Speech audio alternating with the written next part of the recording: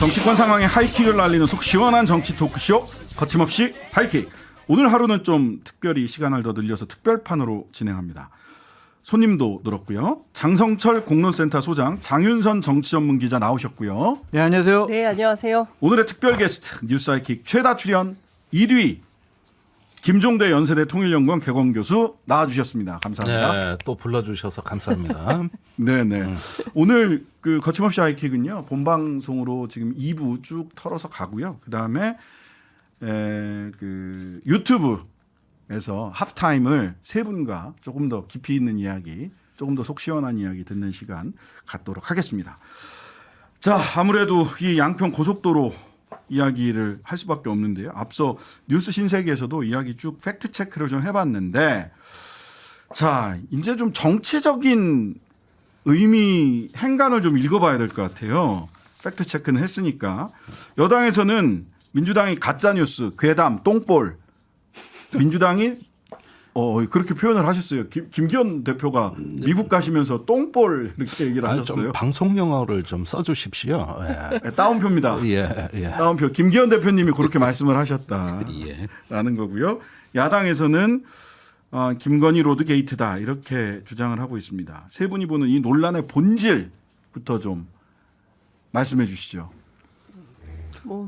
아니 뭐 경로 우대하지 마시고 평소 하시던 경로 대로 우대. 하세요. 아니, 경로 우대. 장 기자님 먼저 말씀을 해주셔야 될 것 같아요. 경로우대에서. 예. 아니 근데 뭐 굳이 말하지 않아도 눈빛만 봐도 다 알 수 있는, 제가 보기엔 전 국민이 말하지 않아도 알 수 있는 본질이 있지 않을까 싶어요. 그렇지 않을까요? 이게 왜냐하면 아니 느닷없이 바뀌었잖아요. 15년간 추진됐던 출발 종점 노선이 그 잘 안 바꾼다는 거잖아요. 가장 최근에 바꾼 게 20년 전이잖아요. 오늘 엊그제 예.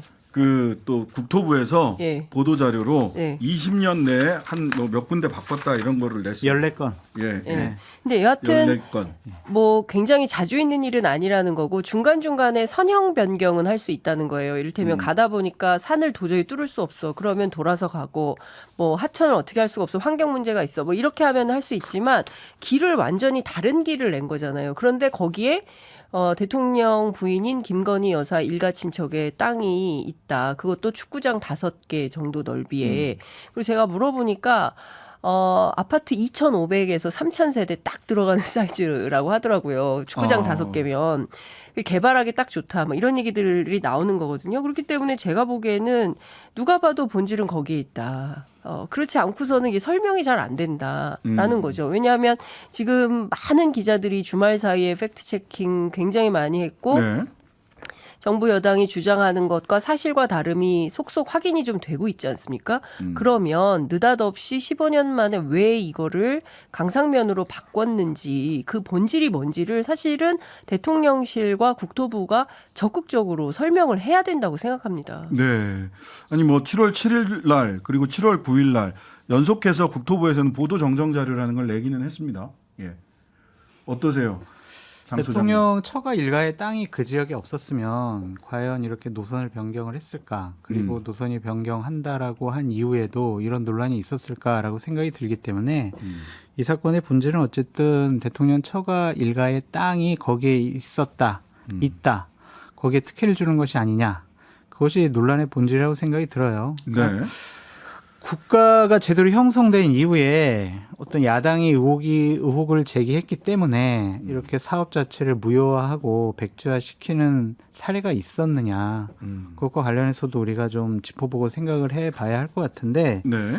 어차피 내년 선거 때문에 이런 것 같아요. 선거 결국에. 때문이다. 네, 이 사업을 계속 이끌어가면은 뭐 김건희 여사 처가 뭐 토지 게이트, 뭐 고속도로 게이트 해가지고 막대한 이익 이렇게 야당에서 계속 정치적으로 공격을 할 거니까 그걸 미연에 좀 차단하고 싶어하는 정치적인 의미가 크지 않았느냐라는 생각이 듭니다.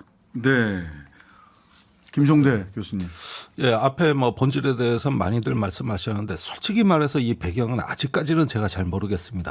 뭔가 의혹은 가는데 네네. 딱 이거다고 단언하기는 좀 어려워서 약간 본질을 단언하기는 어렵다. 예, 약간 제가 약해지는 느낌이 드는데 네네. 제가 그 부분보다는 네. 이후에 백지화를 과감하게 선포하는 그 원희룡 장관. 극단적인 양상에서 크게 놀랐어요. 누가 이걸 상상이나 했겠습니까? 네네. 더군다나 다 법에 의해서 가는 거고 국토 종합 이 장기 종합 계획에 의해서 수립되는 게 이 고속도로 국책 사업입니다. 계획이요. 고속도로 사업은 이거는 저기 장기 국토 개발 그렇죠. 계획에 의해서 수립되는 거고 장관 개인이 이래라 저래라 할 수 있는 사안이 전혀 아니에요. 사실 이럴 권한도 없어요. 네. 예, 거기에다가 지금 그 뒤에 이 일련의 그 뒤에 나오는 정부 여당의 행태를 보면은 김건희 여사를 건드리면 어떻게 되는지 보여주겠다는 게 여기에 오히려 방점이 찍힌 것 같아요. 네네. 감히 김건희 여사를 건드리는 이런 어떤 그 괴담 가짜 뉴스를 만들어? 아니 후쿠시마 오염수 건드릴 때도 이런 반응 없었거든요. 예, 그럴 때도 그 괴담이라고는 했지만은 그런 적 없었어요. 뭐 이렇게 뭘 백지화하고 극단적으로 뭘 하고 뭐 이런 거 없었거든요. 네네. 근데 이 건은 달라요. 전혀 성격이 다른 게 아예 뭐 괴담이다 가짜 뉴스다 하는 초기에 이 선언이 나온 겁니다. 네. 불과 최초 보도가 나가고 일주일도 안 돼가지고. 네.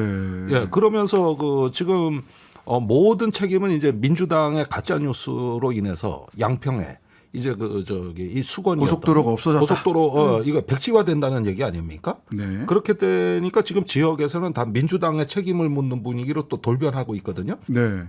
제가 이런 현상은 정말 군사정권 이래로 처음 보는 현상이에요. 이렇게 군사정권 거칠고 이전에 예. 거칠다. 예. 아니, 제가 노태우 정부 때부터 국회 생활을 한 사람인데 민주화 이후로 말이에요. 그런데 이렇게 거칠고 극단적으로 그것도 국가 사업을 다른 것도 아니고 이렇게 하는 거는 저는 정말 처음 본 것 같아요. 근데 저는 이제 제가 네, 보좌관 장소장님. 생활 한 20년 했는데 네. 이러한 일들이 벌어졌으면 전 당연히 의혹을 저도 갖고 자료 요구를 통해 가지고 이 사안을 밝히려고 노력했을 것 같아요. 여야를 떠나서. 그래서 야당의 의혹 제기는 저는 지극히 당연하고 할 만하다라고 말씀을 드리고 여당이 이것이 좀 불리한 이슈라고 생각이 드니까 네. 뭐 김부겸 의원 땅 그리고 전직 양평군수 땅 해가지고 네. 그쪽에 특혜하면서 물타기 하는 것도 여당의 보호 본능으로서는 어쩔 수 없는 선택이었다라고 좀 말씀을 드리는데 네.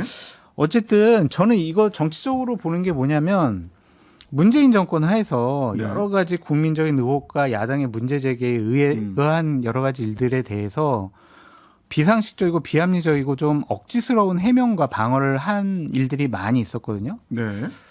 그것과 관련해서 우리 참 당시 국민의힘 야당은 참 불편해했고 힘들어했고 왜 그러냐라고 공격을 했었는데 국민들을 차곡차곡 쌓아놔가지고 결국에는 네. 정권 교체 여론이 높아졌고 정권이 교체가 됐었거든요. 네. 이것이 저는 이러한 일들의 저축이라고 생각이 들어요. 저축. 마일리지가 쌓인다. 권력과 정권이 합리성과 상식성을 잃어버렸을 때 국민들은 투표장에 나가서 조용히 심판합니다. 그래서 이 부분과 관련해서 너무 억지스러운 변명이나 야당을 물귀신 작전처럼 같이 붙들고 들어가는 것은 옳지 않은 것 같아요. 근데 지금 이게 보면 2017년에 국가도로 5개년 계획에 따라서 추진된 네네. 거고요. 그렇죠. 잘 아시는 것처럼 2008년부터 해서 김선교 군수가 양평에서 3선을 내리해요. 그랬죠. 그리고 그때도 양서면이에요. 그리고 나서 정종균 군수 있고 그다음에 지금 정진선 군수로 가는 건데 느닷없이 바뀐 거거든요. 그러면 이게 여기가 가장 타당성이 높은 안이었다고 한다면 왜 그때는 강상면이 이슈조차 안 됐냐. 그때는 아무런 얘기도 없다가 느닷없이 바뀌고 이게 제일 좋은 안이야라고 밀어붙이고 더 큰 문제는 앞서 이제 김종대 의원님 말씀하신 대로 양평이 지금 완전히 내란이 났다는 거예요. 그러니까 네. 양서면을 원하는 분들을 밥 굶고 단식하고 있고 네네. 그리고 이제 강상면에 이제 그 전체 12만 가운데 한 6만 정도가 강상면에 사나 강상면이 많이 사나 급격하게 봐요. 인구가 늘어난 늘었다고 곳이더라고요. 그러더라고요. 예. 그리고 거기 지주들이 많다는 거예요. 그러니까 기득권이 있는 사람들이 일단 개발되면 땅값이 오르고 좋은 거잖아요.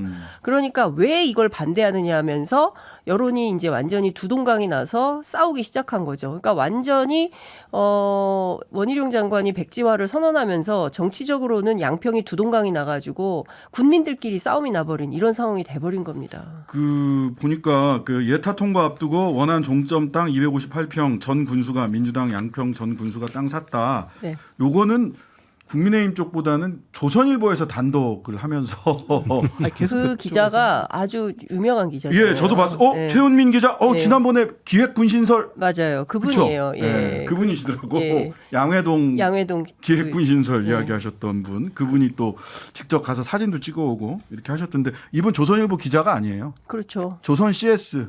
그래서 심지어는 이분은 그 대상도 아니에요. 김영란법 대상도 아니에요. 기자가 아니라서. 조선 NS. 예, 조선 NS, CS래나. 근데 NS. 중요한 포인트는 저는 이런 것 같아요. 그러니까 상당히 센 여론전 흔들기에 나섰거든요. 그러니까 네. 왜 그러냐? 선거용인 거죠. 선거용인 거고 어찌됐든 이제 제일 처음 들렸던 말이 민주당 양평에서 민주당은 끝났다. 뭐 이런 얘기들이 막 돌았거든요. 오늘 현수막이 네. 예. 그런 게 수천 개 지금 그러니까요. 걸리고 있어요. 지금. 양평에. 예. 카톡에 이제 쫙 그 뭐 과정 돌았다는 거잖아요. 그죠? 네. 한겨레 보도에 따르면 그리고 이제 플랜카드 쫙 붙이고 그다음에 이제 관변 단체들 동원해 가지고 집회 오늘 아침 9시 반에 했거든요. 500명 모아서. 네네. 그러니까 이제 진도 나가는 거죠. 이 방향으로. 자, 뭐 양평의 여론과 국민대의 여론이 꼭 같을지 다를지는 모르겠습니다. 그건 조금 더 지켜봐야 될 것 같고요. 다만 우리가 이제 정치적 맥락을 짚는 거니까 제일 궁금한 게 원희룡 장관은 왜 이렇게 흥분 상태인 거예요? 첫째, 예. 원래 좀 스타일이 좀 그러신 분이고 성격. 네네. 첫 스타일이 번째 그러신 분인 것 성격 같고. 스타일이다. 예. 두 번째로는 언론에 보도가 됐지만 당시 예. 당정회의를 하면서 어디로부터 전화 받고 계속 메시지를 적었다는 거 아니에요? 예, 메모하고 그러셨다면서요. 어디서 뭐 얘기를 했겠죠. 그러니까 그러한 행동을 했지 본인이 독단적으로 했다라고 보기는 어려워요. 왜냐하면 네. 7월 3일 날 월요일 날 네. 국토위 상임위에서 분명히 아우 어떻게 이런 일이 벌어졌냐. 늘공과 어공의 차이다. 그렇게 이거 얘기하셨어요. 정무적인 판단해야 된다. 의원님이 말씀하신 것처럼 한 종 의혹 없도록 재검토 지시 내렸다. 그랬어요. 그랬던 분이 갑자기 돌변했단 말이에요. 그렇죠. 그때까지만 해도 굉장히 수용적이셨잖아요. 그렇죠. 그래서 야당의 문제 제기에 대해서. 그래서 이제 이쪽으로는 안 할 것 같은 그런 분위기였었는데 음. 갑자기 저렇게 바뀐 거 보면 어디선가 누군가에 누군가에 무슨 일이 있었다. 예, 그렇게 봐야 되겠죠. 뭐. 엄청 깨졌을 거다. 아, 라는 그렇게 얘기가- 수용적으로 얘기를 했다가 네, 그래서 엄청 깨졌지 않겠냐. 그렇지 않고서야 그 어딘가로부터 연락을 받지 않고서야 이렇게 분주하게 전화 계속 받고 막 그래서 회의가 집중이 안 됐다는 거잖아요. 그리고 백지화를 선언할 거라고 당시 모였던 여당 국토위 위원들도 우리도 몰랐다. 그러니까요. 그리고 예타까지 통과한 걸 이거를 틀어? 아니 튼 게 아니라 완전히 다른 길을 낸 거예요. 네네. 그렇기 때문에 이거는 예산도 많이 들고 그냥 당장 뭐 그 660km당 660억으로 계산해서 안 되는 게 어떤 요소들이 또 늘어날지 모르기 때문에 러프하게 잡아도 뭐 1,200~300억 플러스 알파. 근데 이 알파 규모가 얼마가 될지 아무도 모른다는 거예요. 그렇기 때문에 저는 이거는 상당히 의혹이 있다.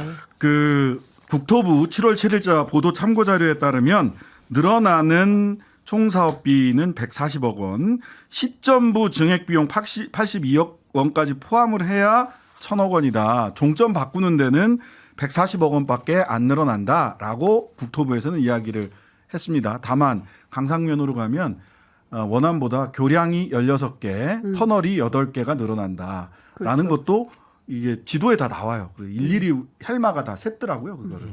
근데 그게 다리 건설하는 비용도 들어가야 된다는 거예요. 단순 고속도로 놓는데 국토부에서 킬로미터당 660억이라고 발표를 네. 했다는 거거든요. 보도에 따르면. 어쨌든 뭐 국토부 입장도 제가 충분히 전달을 해 드렸습니다. 140억 원 늘었을 뿐이다. 전 그 자료를 좀 국회에서 좀 입수를 해가지고 예. 공개를 하든지 아니면 국토부에서 공개를 했으면 좋겠는 게 지난 5월인가가 환경 전략 영향 평가인가요? 예, 전략 환경 영향 평가. 네, 그것 때문에 이제 바뀌었다는 거 아니에요 이번에 이쪽으로.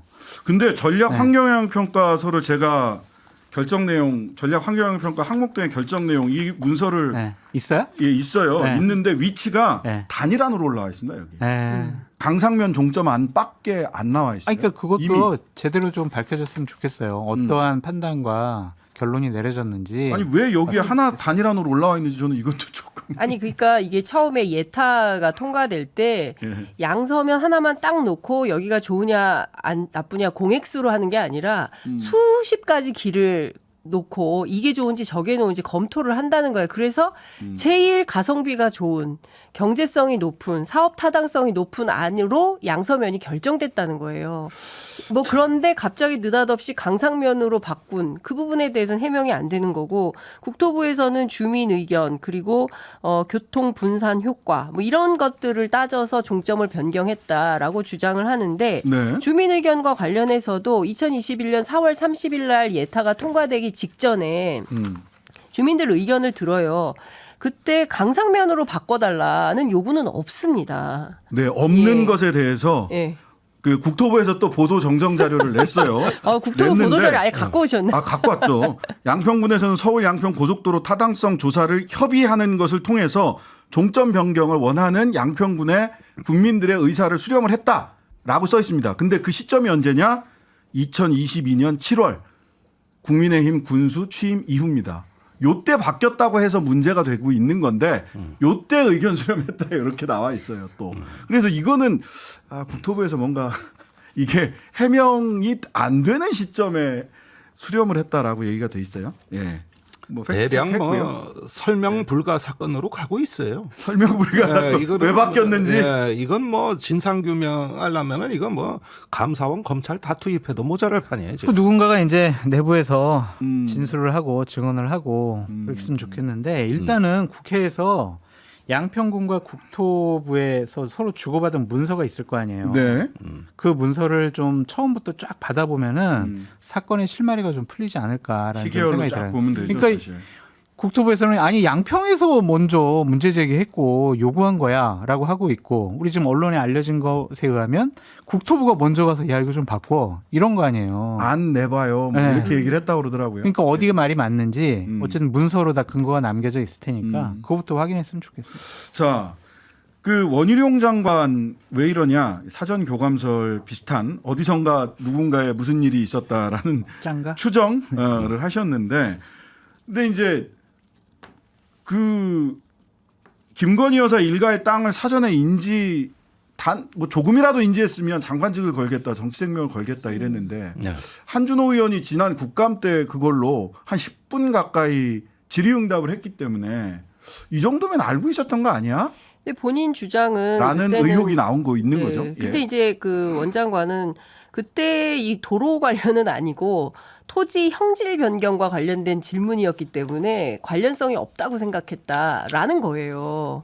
근데 위치는 몰랐다는 거예요. 그렇죠. 말하자면 그런데 위치는 몰랐다. 그때 제가 그 저기 속기록을 다 찾아서 봤거든요. 네. 근데 그 속기록에 한준호 의원이 산 몇 번지 다 일일이 집원을 얘기를 해요. 집원을 얘기를 하면서 띄워놓고 다 그렇죠. 보여주더라고요. 예, 그렇게 다 해요. 그렇기 때문에 이것은 그러니까 중요한 거는 땅이 있다 없다. 있으니까 형질 변경을 한 것에 대해서 묻는 거잖아요. 네. 그런데 있는지 없는지 몰랐다라고 하는 것은 납득하기가 어렵죠. 예. 근데 어쨌든 원장관은 지난달 29일 6월 29일 날 처음 알았다.